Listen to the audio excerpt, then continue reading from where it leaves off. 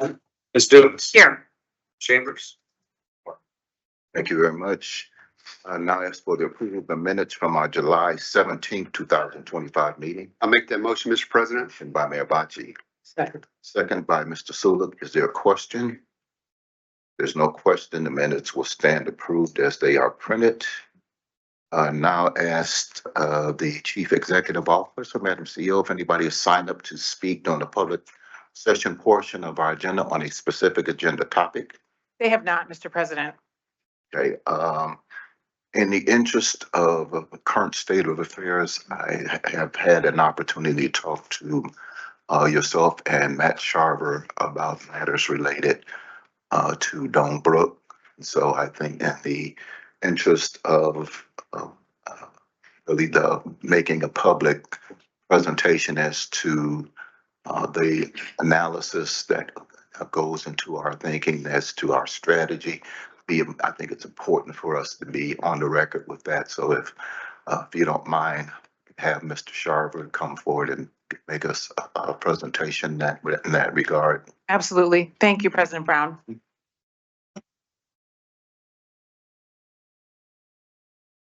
Good afternoon, President Brown, members of the board. To give you some context around our recent recommendation for Lower Lake. And before I do that, I'm just going to revisit the Dome Brook restoration at Horseshoe Park project that we've introduced to the board on several occasions. And I wanted to give you a briefing on that. So we've reached the 100% design stage. We're currently moving through the review processes, both on the federal, state, and local levels. We will be moving towards construction, hopefully in the first quarter of 2026. Okay. And this project includes all the amenities that we've worked with the cities of Shaker Heights and Cleveland Heights to incorporate into this full-scale project. You can see the estimated cost estimates there for construction, district contributing nearly $24 million, and the cities covering those amenities at $7.2 million. Okay. This graphic shows, and we've provided this graphic to the board in recent board meetings. This graphic shows the park in its totality and the transformation of the parklands there. Most importantly for the district is the transformation of Dome Brook to additional floodplains and stream corridors, wetlands, all incorporating better level of water quality protection and stream flow conveyance along the regional stormwater system. Okay. So this is just a look at the greater Dome Brook watershed outlined in black here. The upper watershed contains the Shaker Lakes. The middle portion of the watershed is the University Circle area, and that's significant because University Circle sits low in the watershed or low in the landscape. The lower reaches of Dome Brook flow through the Cleveland Cultural Gardens on their way out to Lake Erie. And if we zoom in closer to the lakes, you can see that intuitively one might think that the lakes in the upper watershed should provide some level of flood protection for those assets downstream. But through our additional modeling analysis that I'll provide more detail to here in the next slides, we've now concluded that it does not. So this timeline is important to understand because this gives us reference to these different points in time that help us understand what the district knew, when we knew it, and how we formulated the evolution of this change in the recommendation. So important on the left side of the screen is in that green area is the 2021 Stormwater Master Plan. So that was the Chagrin Lake Erie Tributaries Master Plan, which Dome Brook Watershed is housed within. So we're gathering information under that master plan. And at that time, we determined that Lower Lake had notable flood control benefit downstream. Within that time zone, we were also inspecting the regional system, and University Culvert, the culvert under University Circle is about a mile in length. Through our stormwater inspection and maintenance teams, we inspected and discovered that we had a significant amount of debris in the culvert. And we cleaned that debris in and around 2021, and that allowed us to increase the level of service from a 2-year level of service to about the 10-year level of service. So we're making gains for University Circle at that time related to the culvert in University Circle. Okay. Under the 2021 Stormwater Master Plan, there was an assumption that we needed additional culvert conveyance through that stretch of about 1 mile worth of culvert. We didn't know exactly how we would get it or where we could physically build it at that time. So we launched in 2023 through 2024, an additional feasibility study specific to those questions. And as we moved to the end of 2024, we've had alternatives in terms of their locations. Within that same time frame, 2023, we launched the Lower Lake reconstruction pre-design process because we had committed to reconstructing Lower Lake at that time. So all these factors are moving us forward. All along the way, we're working on the Horseshoe Lake Dam removal and Dome Brook restoration project, moving that through pre-design and through detailed design. As we approach October 2024, we received the preliminary report for the Lower Lake analysis, pre-design analysis, and we start to understand different elements to reconstruct the dam, escalating costs and aesthetic challenges. And I'll show you some more information about that shortly. That brings us to 2025, our current state right now, where we've introduced this revised recommendation to remove Lower Lake. So just to set the framework on the entities that are in the roles and responsibilities, we all know that Ohio Department of Natural Resources is in charge by statute for dam safety program in the state. Shaker Heights, Cleveland Heights are the dam operators. Right.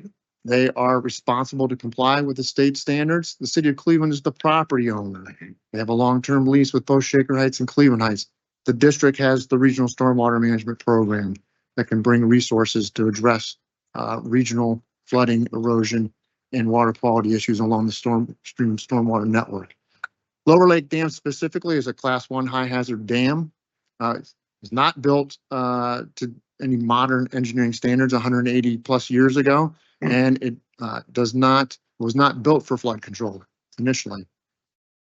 Failure of the dam is possible loss of life and significant property damage. This all relates to the dam's ability to convey the probable maximum flood. That's the state standard that any Class 1 high hazard dam has to meet. That is about a 24, 26 inch rain episode in a 24-hour period. So the dam must convey either through or over its self the probable maximum flood. Current 100%. Currently, the Lower Lake Dam only conveys about 2%, so woefully out of compliance.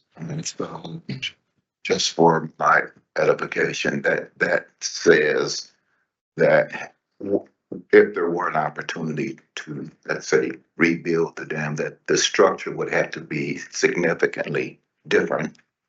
And can you speak to that, if that's part of your presentation? I'll wait. That's correct, and I can, and I'll show those in a couple of graphics here.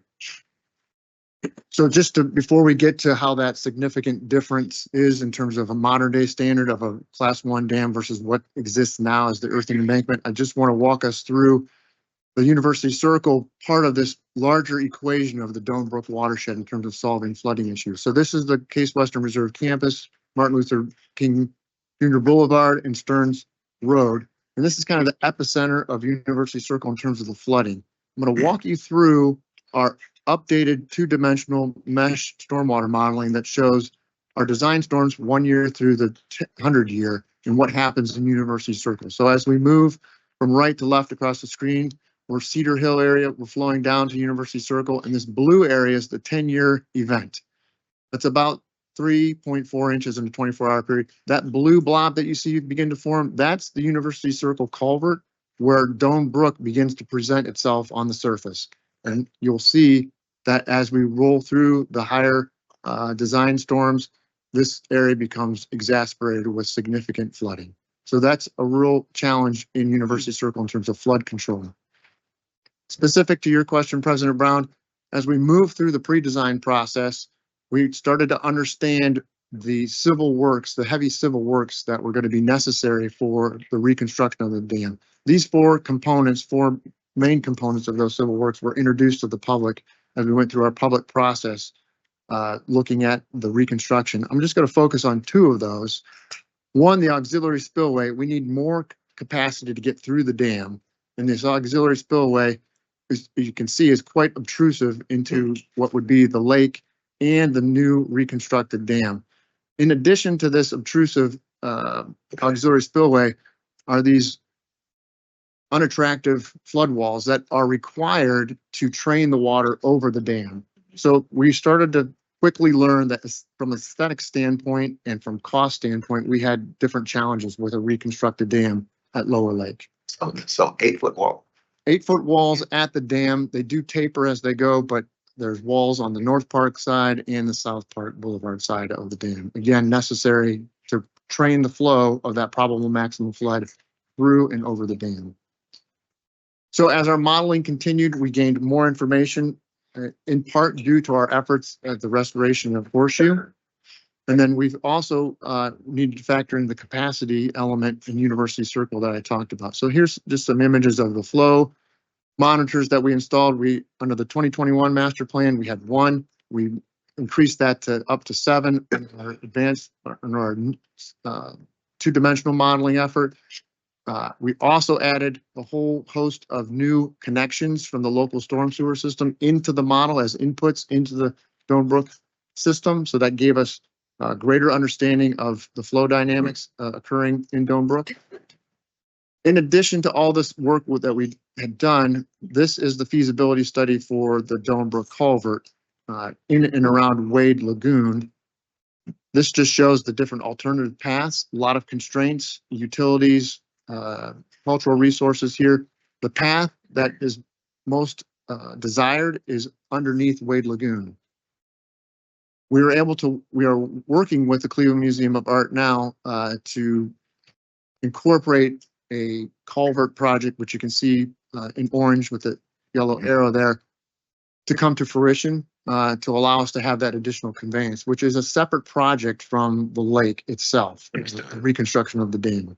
So this allows us to possibly raise the level of service from that approximate 10-year level of service to now a 25-year level of service in University Circle, which these graphics show you what that means. So this graphic on the left, all the graphics that I'm going to show you are without Horseshoe Lake involved. So Horseshoe Lake is already out of the equation, restoring Stonebrook there. Gotcha. The graphic on the left shows you University Circle without the new conveyance. So you can see the buildings in the universities, in the Case Western Reserve campus that are inundated at different flood events. And I want you to focus on these 4 buildings. Gotcha. As I roll to the next graphic, you can see that those 4 buildings are now protected once we introduce the new University Circle culvert or that additional culvert. So we've taken them from being flooded to now protected up to the 100-year level of service. In addition, you can see the Case Western Reserve campus buildings, the light blue on the left turns to a darker blue. So we take those from a 10-year to a 25-year level of service. Again, raising the level of service. If we were to keep the dam, the focus would be on that red arrow that shows the 1 building, the Wickenden Hall. Mhm. If the dam were to be removed, that building is at the 25-year level of service. If we reconstruct the dam, that 1 asset would only rise to the 50-year level of service. So still flooded, but just at a little bit higher level of service. Wow. So for the costs involved in reconstruction of the dam at $44 million, plus an additional $12-ish million to address the 140,000 cubic yards of sediment in the lake, we did not feel that that was appropriate expenditure under the stormwater program. We can pay for the dam removal and the stream restoration at approximately $37 million. We will need to do some additional culvert work at Coventry and Fairhill to make that completely feasible in terms of conveyance on the regional system, which moves that dollar up to about $45 million. And so there's the cost implications of both projects. So just briefly in summary, as there's a lot of timeline components, 2021 master plan, initial recommendation, notable flood control for Lower Lake, that has been revised through our efforts to not be notable any longer. After our pre-design, the pre-design showed us what the reconstruction of the dam would look like, what it would cost. all along the way, we were working on that additional culvert conveyance in University Circle. That's becoming closer to a confirmed reality. Mhm. We need that conveyance to address that specific issue in University Circle and raise the level of service there. So that is why we've moved forward with this current recommendation to remove the lower lake dam. And knowing that the public has lots to say about this, we want to give them every opportunity to speak to us and hear this information in full. So we have a webinar planned for August 19th virtually, and then we'll be in person at the Lee Library in Cleveland Heights on the 20th. All right, very good. Any questions? President. Thank you to Matt. Around University Circle, I remember past board presentations in the last number of years, seen pictures with the flooding where that comes, and we showed that earlier. And or I know how many 100-year storms we've had in Parma, because they're not every 100 years. So can you come back or add to that, showing some of those pictures and how that gets us knocked down when you do have that storm? And reiterate that, 100-year storm, I get it for our purposes and understanding but for that neighbor that in Parma or Beachwood or where else where it floods, where they're experiencing 100 storms, maybe 2 times a year, 3 times a year, whatnot. How often does that happen over there, and how much that would save in resources and whatnot? I think that's an important piece of this, looking downstream. I think that's excellent point. And also from a historic perspective, there is history of some of those buildings and facilities that have flooded. Some of the, I believe one residential apartment unit, not in the too distant past, flooded. And I remember in my time with the city of Cleveland, seeing pictures of the bus terminal at the bottom of the hill where they had water up to the windows on the buses. So the dam is an important structure or asset, was an important asset, but as we look at prevention, protection, and understanding capacity and the capabilities we get with another tunnel, in addition to what I would see probably as a better maintenance opportunity as well for the new structure, it does kind of bold. It seems it's in our best interest at this point to move forward with what we recommended. But I think, in the interest of again tying up all of the loose ends and having people really understand the strategy and how we got to this point, this does a great job of really telling that story, but also talking about what would have had to happen, even if we had been allowed to do the rehabilitation, the larger structure, the 8-foot walls, except things that people haven't talked a lot about, and then understanding again, while the dam structure is one thing, the people at the bottom of the hill is as important an issue, and the potential for loss of life, property, assets, et cetera, is an important variable as well that we weigh as part of our deliberations here. So I appreciate you pointing those things out for us. Do you want to respond to Mayor DeGeeter's question? Yes, Mayor, we definitely can incorporate some more additional visuals of past episodes and to reference President Brown's comments. There have been water rescues in University Circle with different storm events. Noted. Thank you. Very good. Anytime there's Yeah. any flood, you don't even have to put a year on it. Man. Anytime there's an event there, period, historically. All right, thank you very much. Appreciate that. Thank you, President Brown. Thank you, Matt. Very informative.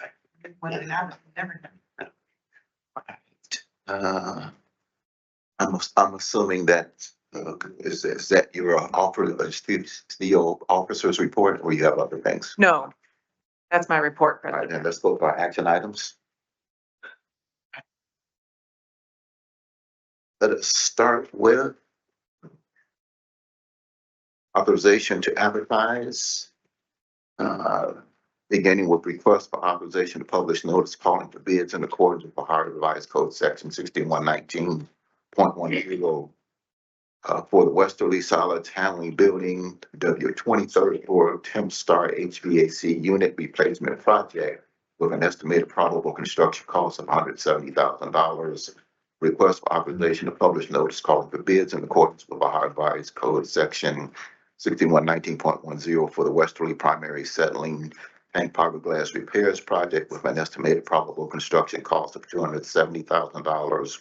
Request for authorization to publish notice calling for bids in accordance with Ohio Revised Code Section 6119.10 for a 2-year requirement contract for grit and screening removal services at all wastewater treatment plants and the Westerly Tunnel Dewatering Pump Station with an estimated probable cost of $1,245,000.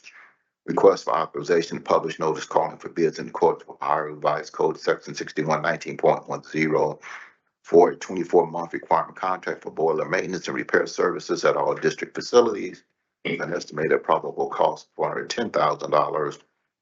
Request for authorization to publish notice calling for bids in accordance with Ohio Revised Code Section 6119.10 for up to 3 18-month requirement contracts for snow removal services 2025 through 2027 with a total estimated probable cost of $150,000.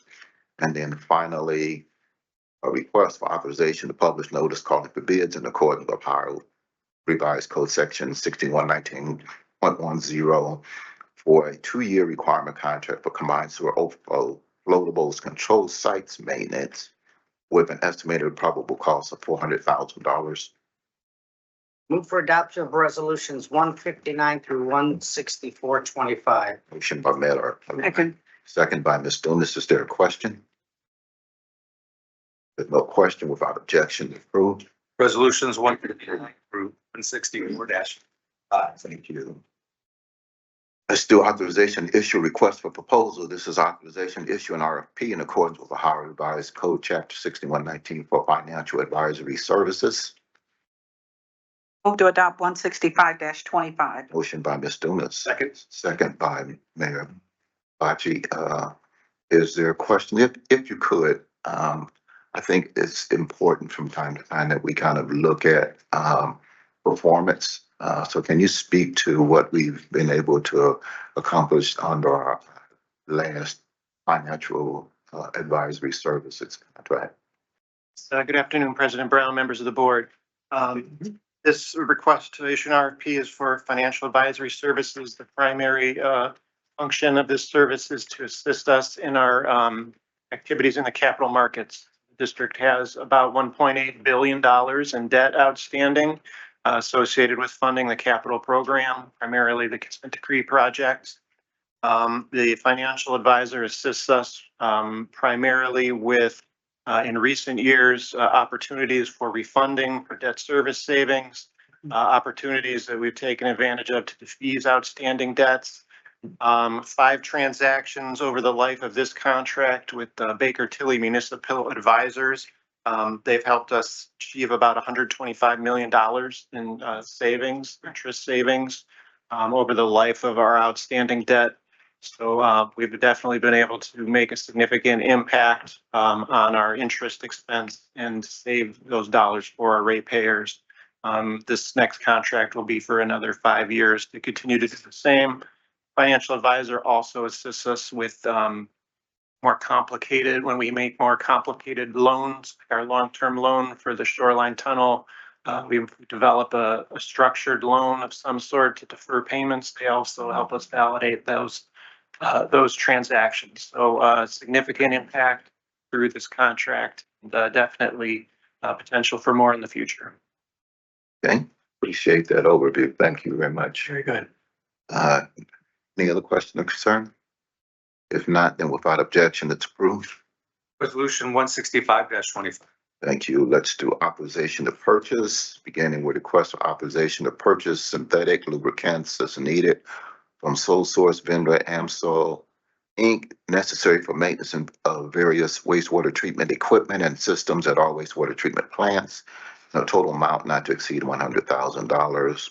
Request for authorization to purchase laboratory chemicals and supplies from sole source vendor IDEX Laboratories, Inc., necessary for E. coli analysis, an amount not to exceed $200,000. And then finally, request for authorization to renew annual software licenses, maintenance, and support services from sole source vendor Airsoft Technology Corp. For the district Salesforce cloud software under the State of Ohio Cooperative Purchasing Program for the period August 23, 2025 through August 22, 2026, in an amount not to exceed $197,122.05.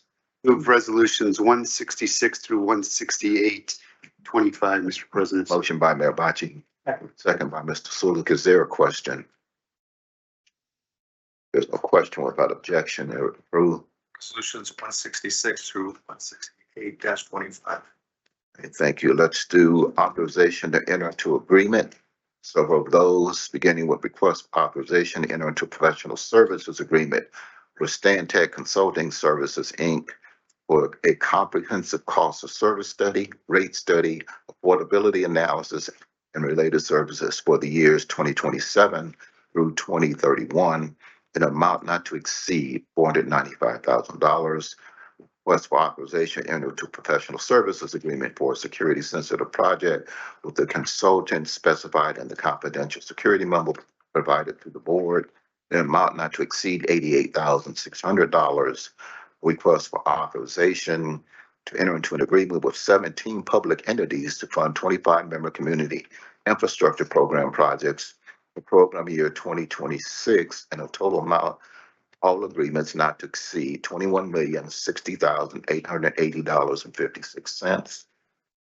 Request for authorization to enter into a project agreement with West Creek Conservancy to provide funding towards the acquisition of the 14.66 acre property known as permanent parcel number 583020016, located at 9022 Broadview Road in the city of Broadview Heights, owned by David and Adrina Neres, within the Federal Emergency Management Agency's 100-year floodplain on Chippewa Creek for permanent protection of the regional stormwater system, with a district contribution towards project costs in an amount not to exceed $200,000, combined with $20,000 from WCC, for a total project cost not to exceed $220,000.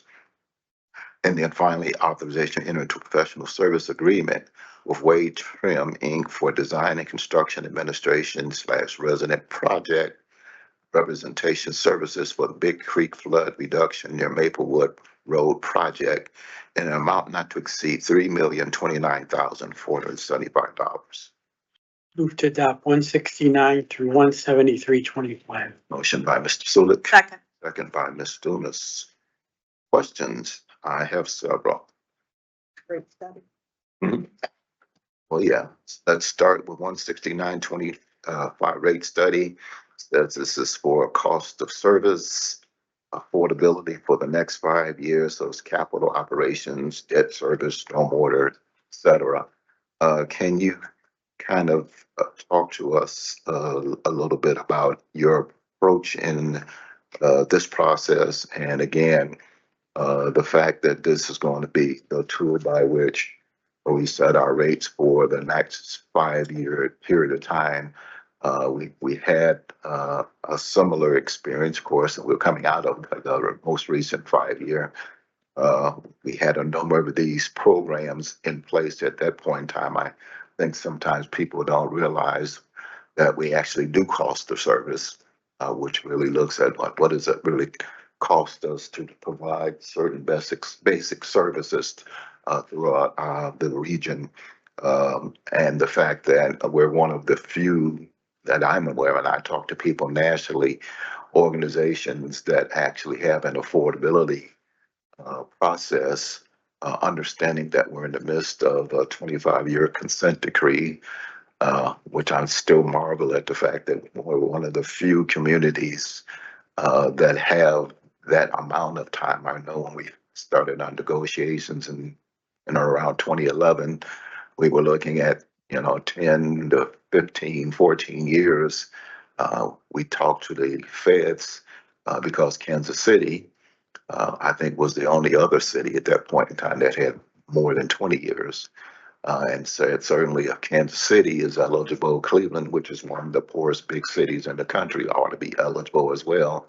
So we were able to get that, but to the extent we do a number of things that not only comply with what the federal requirements are, but we do it in a way that brings some leverage of the tools that we use, and we will use in this period of time, to make sure that we set a rate structure that is appropriate for the work in front of us. So if you could address some of those issues, I'd appreciate it.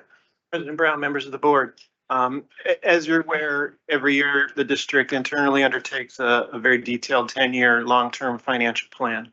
What the rate study really does is they come in and help us validate that plan. So we've selected Stantec Consulting Services. They also assisted us on our last rate study. They will work with the team to validate our assumptions and our inputs, challenge our inputs around operation and maintenance, capital costs, debt service needs, for both sewer and stormwater, and what the impacts on our customers will be over that time period. Mentioned we'll do a detailed cost of service to ensure that residential versus commercial customers, for instance, are paying their fair share. It'll be a detailed look at our industrial surcharge rates. We'll look in detail at our affordability program. As you mentioned, we're best in class in many ways in that program, but we'll continue to look for ways to improve that and improve our ability to help those customers who need that help.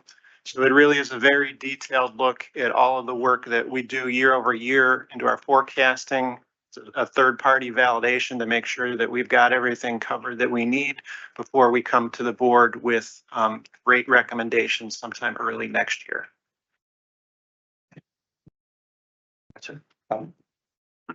Right. Let's move to, in the interest of time, 17125. If you could give us an overview of that. That's our, our program for MCIP, which we've had for several years now. We've done a lot of good in that respect. So the next round for 2026, 17 communities to fund 25 projects. Yes, President Brown, this is our 10th funding round and is shaping up to be another successful round. All the projects that we would typically fund are in this round. As you can see on the graphics here, we were able to fund both equity and investment focus areas with 16 projects, and then our standard projects around the rest of the region with 9 projects. I do want to comment that this program continues to grow, and the overall investment with both the district's dollars and the match dollars that are contributed by the member communities or applicants, that is a $239 million investment in the region now for infrastructure renewal and replacement. Well, that's great. And again, we have agreements that we enter into every year with our member communities. Part of our due diligence is we kind of point out to them the challenges in their community, their infrastructure, the parts that belong to the district. We've done a good job of making sure that there's capacity for them to tie into them. It's up to them to make sure that the local sewers, et cetera, are in a condition that they provide adequate service. So kudos for continuing to move this along. It's a very competitive process, but it's very fair and it's equitable. So thank you for the leadership in that regard on this program. Mr. Chair, and thank you for the detail you provided us on each one of the projects so that we could study it and understand it. Thank you. Thank you. All right, and then finally, 17325, weight trim, $3 million or a Big Creek flood reduction near Maplewood Road project. Sounds like one of those long-term flooding historical projects that, you know, people have just lived with for years. And we finally get to a point where something will happen to design it, and then of course there be construction. I'm sure that if the design is 3 million, that the capital outlay is going to be significant as well. So you could speak to this area, please. Correct, President Brown. So this is in Parma Heights. This is a long-standing residential street flooding area in the city. There's hundreds of homes that are impacted here with flooding, basement flooding, and so surface inundation. So the shape that you see in blue there will be a new regional stormwater basin that has pretty significant acre feet of storage, I believe up to 70 plus acre feet of storage. So it's going to be one of our biggest stormwater basins to date that we construct. The weight trim contract is over a 67-month period. That's due to the process of going through pre-design and then design, and then they'll be along with for construction administration.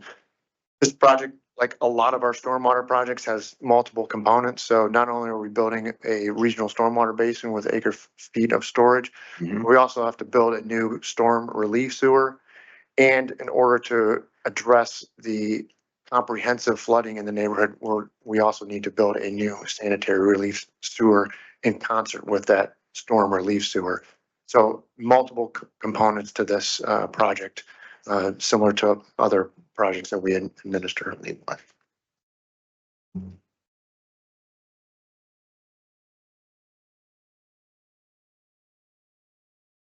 Gotcha. All right, thank you very much. Appreciate that overview. Let me do this. I'm going to ask for a vote on 169, 170, 172, 173. So what we'll do is, if there's no objection, without objection, those will be approved, those resolutions. No objection. All right. So without objection, those to 169, 170, 172, 173 are approved. Resolutions 169, 170, and 172, and 173. Appreciate that. And then I need a roll call for 17125. President Brown. Yes. Mr. Zulik. Yes. Mayor DeGeeter abstain. Mayor Bashi. Abstain. Ms. Dumas. Yes. Mayor Lai. Yes. All right, thank you very much. I appreciate that. All right. Let's go to authorization to close out public improvement contracts.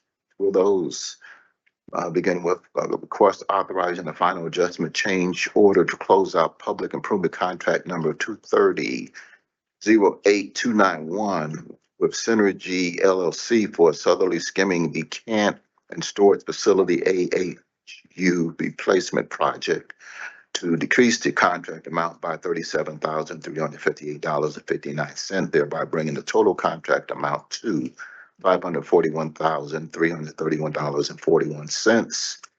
Also request authorizing the final adjusting change order to close out public improvement contract number 23007-239 with Tucson Inc. for Hemlock Creek Bank Stabilization and Seven Hills Phase 1 project to decrease the contract amount by $322,294.83, thereby bringing the total contract amount to $2,858,175.17.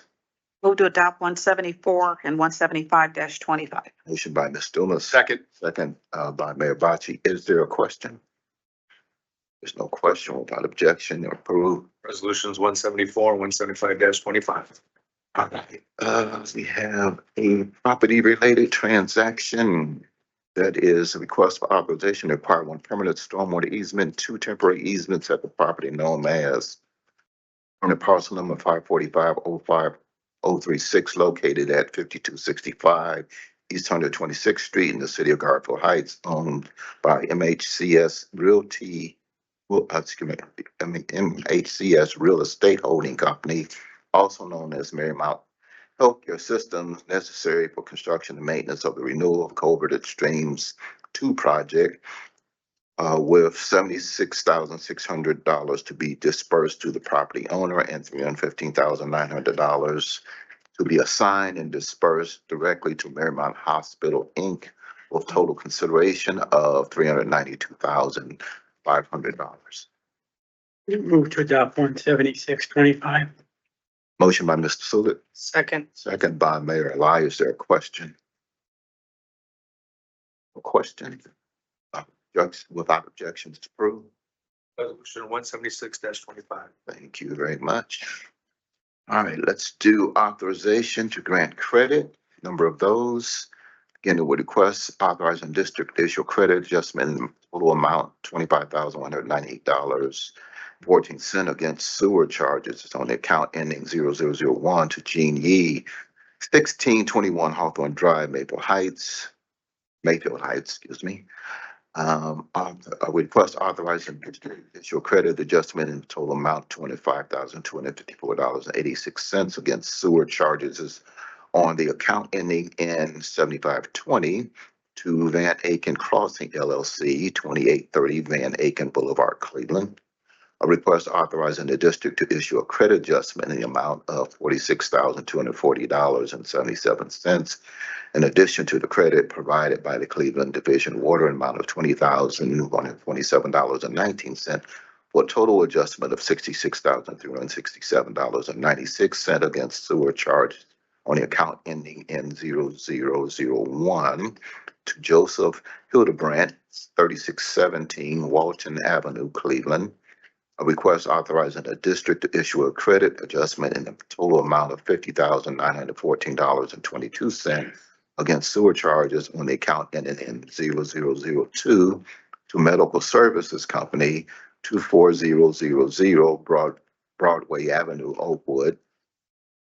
Request authorizing the district to issue a credit adjustment in total amount of $47,240.49 against sewer charges on the account ending in 9075 to Schiff Rockside Place LLC, 6018 Andover Boulevard, Garfield Heights.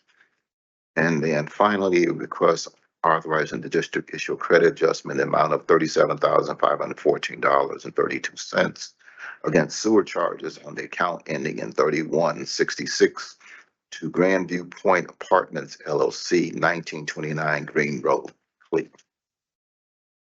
Move for adoptions of resolutions 177 through 182.25. Motion by Mayor Eli, Second. second by Mayor Bachi. Question, I'm just assuming, Mr. Duplay, that these are routine and customary and that these are counts that had similar water adjustments and now sewer adjustments being made as well. That is correct, President Brown. Okay. All right. There are no other questions or concern. Without objection, they're approved. Resolutions 177 through 182-25. Thank you very much. That does complete our action items. Thank you very much. We will move to information items. We have financial report and investment advisor performance report for the 6-month period ending June 30th, 2025. I would suggest if you have questions or concern, you can see Mr. Duplay. I'm sure he'll be happy to discuss those with you. We will ask then for our operations and maintenance quarterly board update.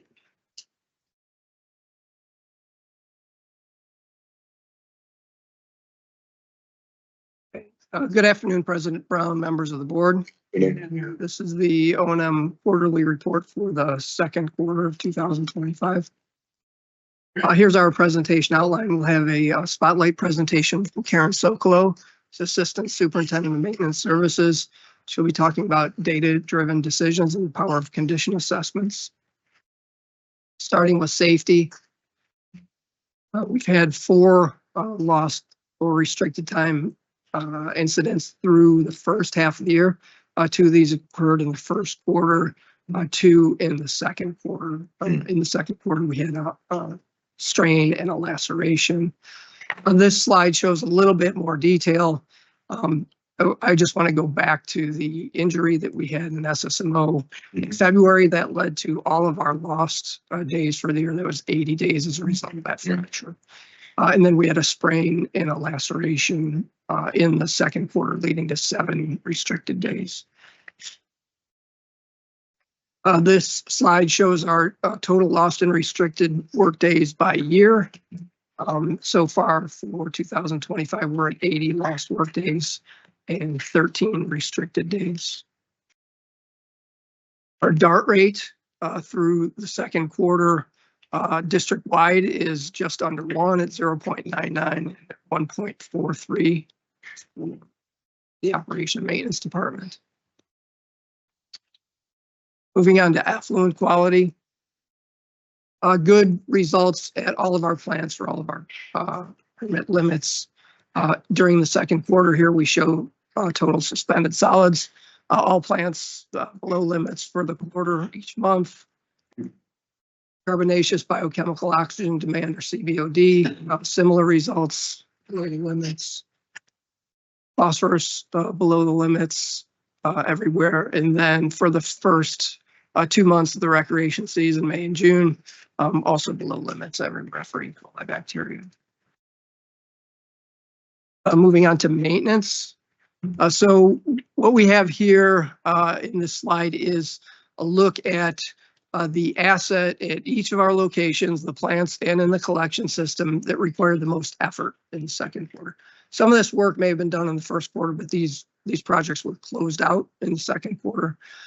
So just to point out a couple of these, at Southerly, waste heat boiler number 3, about $93,000. That's in the ref. We had to replace some refractory and some metal in that structure. And then at SSMO and Division Avenue Pump Station, we have an issue with the pumps at that location with the impellers and the wear plates wearing prematurely. So we have a replacement of those components in one of the pumps there.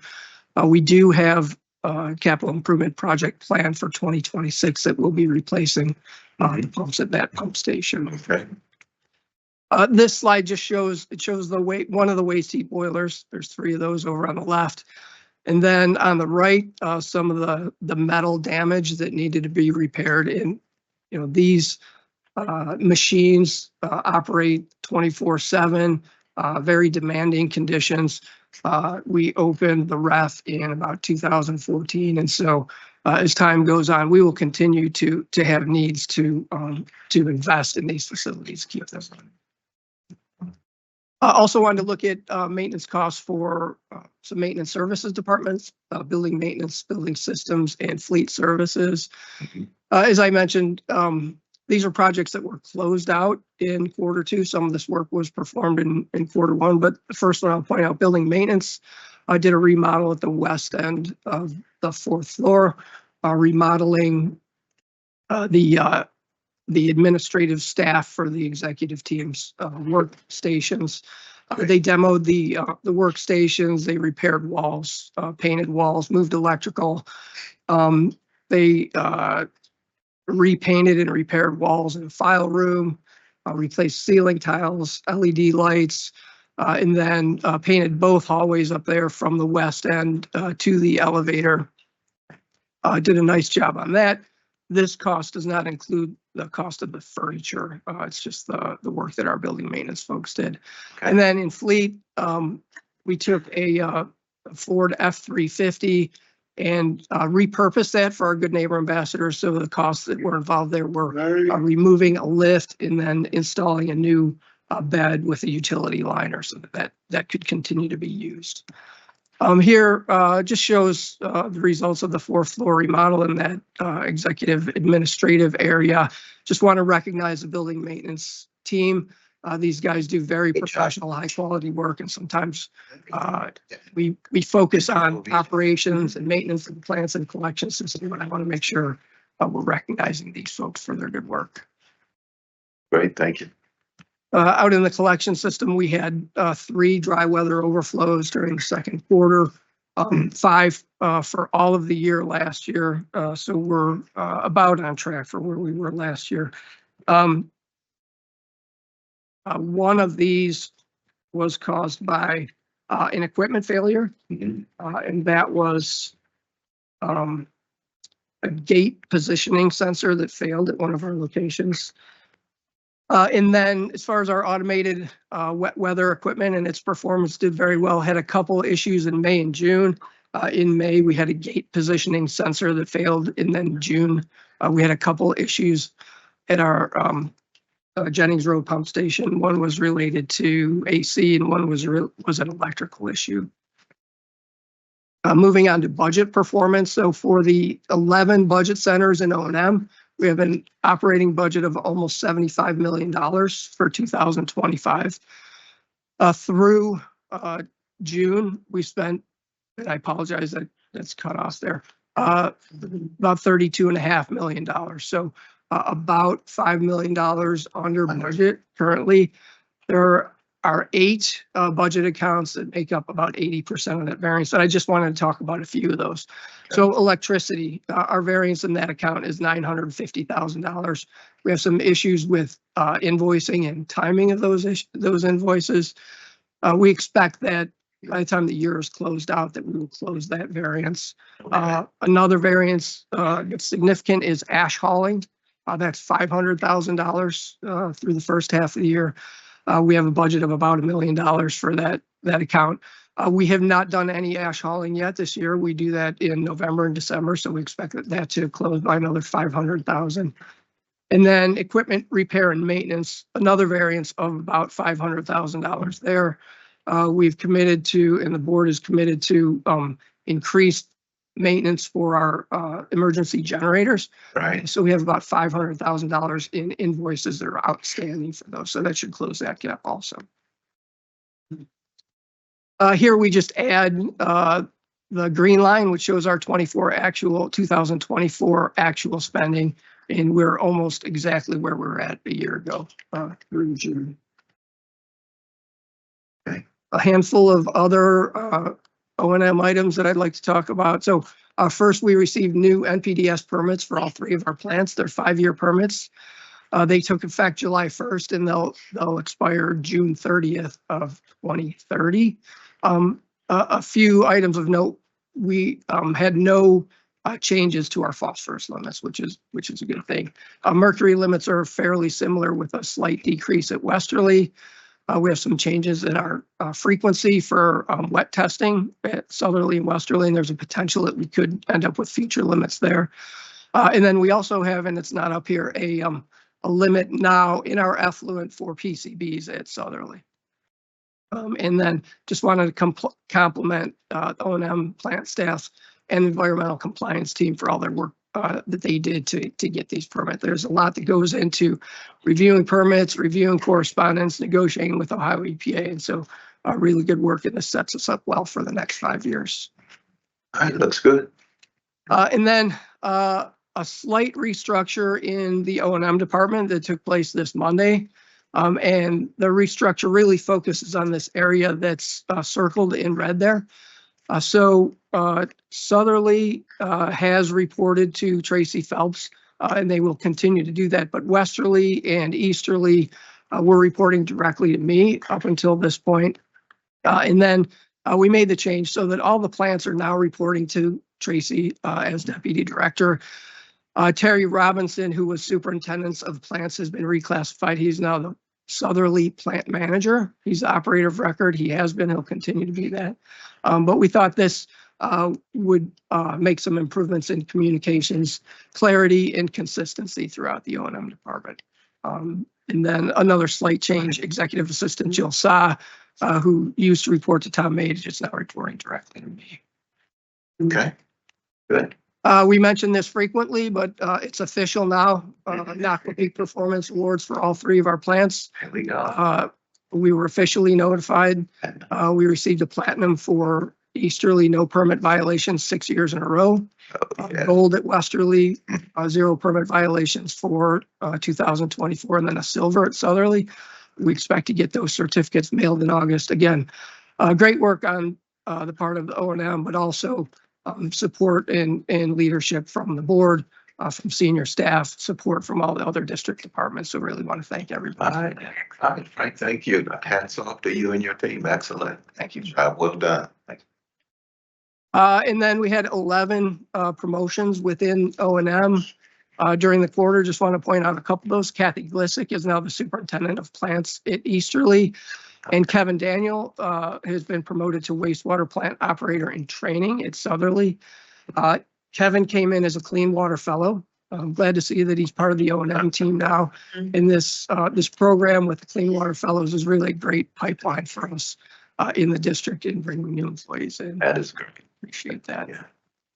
Yeah. 4 new employees from outside the district, new to O&M in the quarter. We'd like to welcome them. And that was it. I'd be happy to take any questions. And if there are none, I'll turn it over to Karen. Yeah, good presentation. Thank you. Thank you.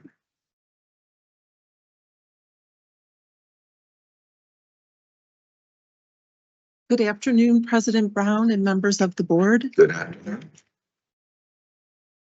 Today, I have a short presentation to discuss utilizing condition assessments and forecast reports to drive our recommendation for asset replacements.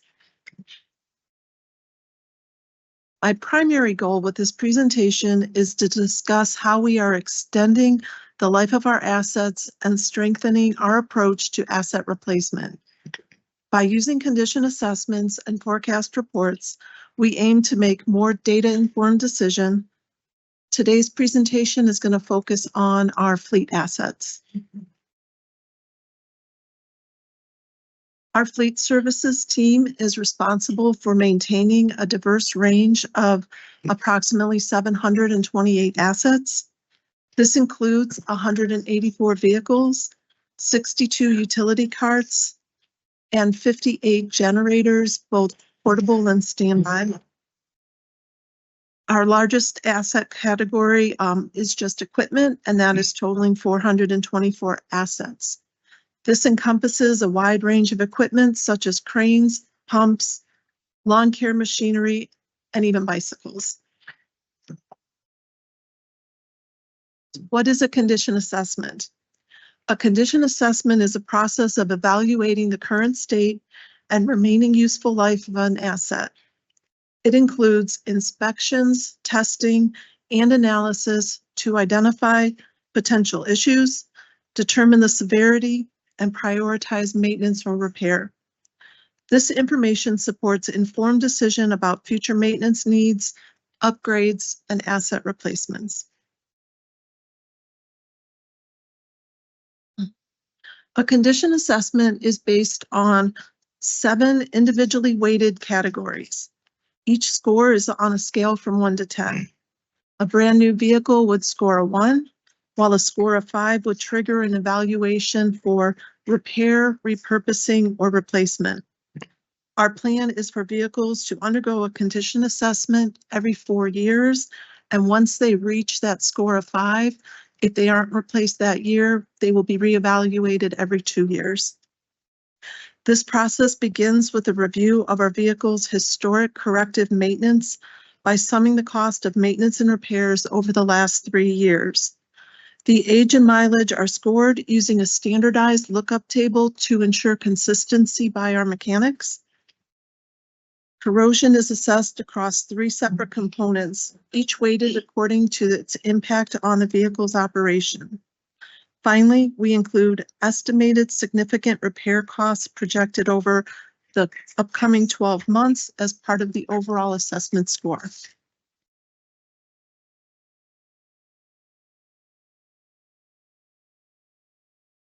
So we use our computerized maintenance management system, or NextGen, to compile the data that we're collecting.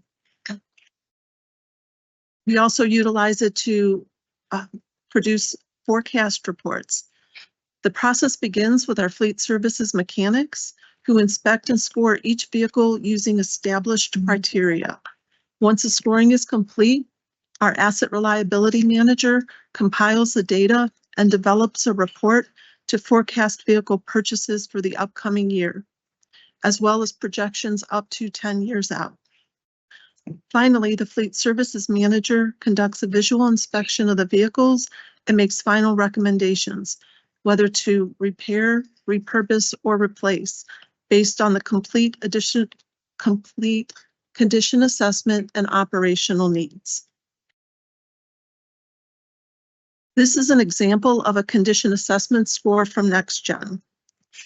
We started building out condition assessments in 2023 for our fleet assets to improve our process for recommending purchases. In 2023, Fleet Services received a request to replace a utility truck. A condition assessment had not yet been performed on this vehicle.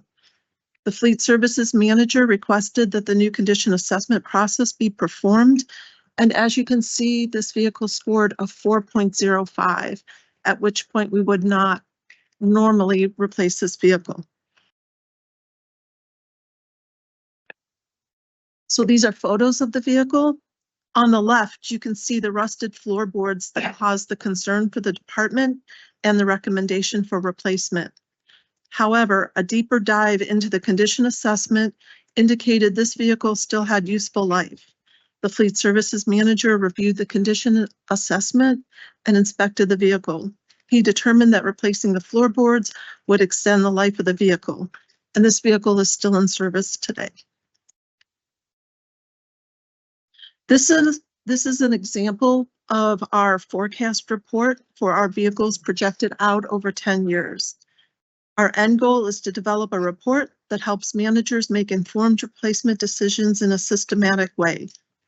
We will continue to build out our asset scores for critical assets. We've performed over 100 condition assessments in 2024, and we use those in our replacement recommendations for 2025. So in this chart, the columns are representing the projection for the dollars that we are going to have to spend on replacing vehicles. And one of our goals as we're continuing to work through this process is to even that out so that we're planning our replacement dollars better. Our next steps will be to continue building out and improving our condition assessments for HVAC and sewer system assets. We have over 4,000 HVAC assets, which include air handling units, condensers, and exhaust fans, to name a few. Sewer systems is focusing on performing condition assessments for pumps and concrete structures such as vaults and pump station wet wells. We are excited to continue collaborating with ENC on their district-wide repair, renewal, and replacement program as we continue to identify assets that will benefit from going through this process. Good. Thank you very much. Thank you. Questions? Thank you for your time. Thank you. Thank you. That finishes information items. Moving on our agenda, open session, anything for the good of the order? No? Madam CEO, anyone sign up during the public session portion of our agenda to speak on any subject matter? They have not, Mr. President. I do not believe we have one matter for executive session. Yes, Mr. President, pursuant to Ohio Revised Code Section 121.22G3, I hereby move to enter an executive session to consult with the district's legal counsel concerning disputes involving the district that are subject of pending and imminent court action, sir. I'm asking for a roll call, please. Stulik, Yes. Mayor DeGeeter, yes. Mayor Bocci. Yes. Stumis. Yes. Mayor Halak. Yes. President Brown. Yes. Let's go to executive session.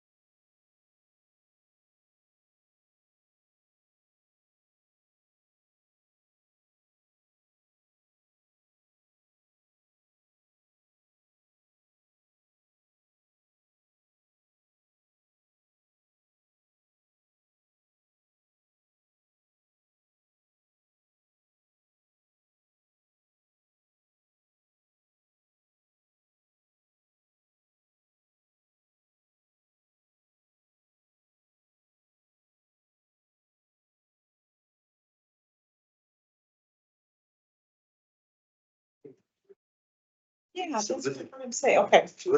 Yeah. What, honey? Yeah, you look great. I told you, you look good. You look very good. You do, you really do. And which we thought it's really good, it's straight, it's very straight.